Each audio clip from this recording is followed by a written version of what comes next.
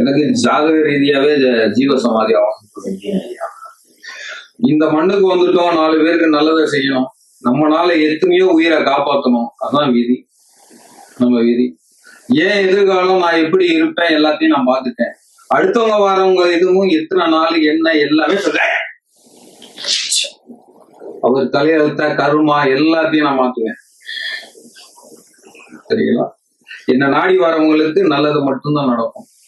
இந்த இடத்துல எளிமையா இருக்குன்னு நினைக்காதீங்க. இந்த இடத்துலதான் சுவாமி அம்மா எல்லாமே உட்கார்ந்து இருக்காங்க. இங்க வந்து மிதிச்ச உடனே ஒரு மாற்றம் கிடைக்கும் எல்லாத்துக்குமே. தொழில் சரிவில் இருந்து எந்தெந்த கோளாறு இருக்கோ அத்தனை கோளாறு ஆகணும். அம்மா வந்து இங்க இருக்கா, எல்லாமே இங்க இருக்க. எத்தனையோ உயிரை காப்பாத்தி விட்டு இருக்கேன். என்ன நாடி எத்தனையோ பேர் வந்திருக்காங்க.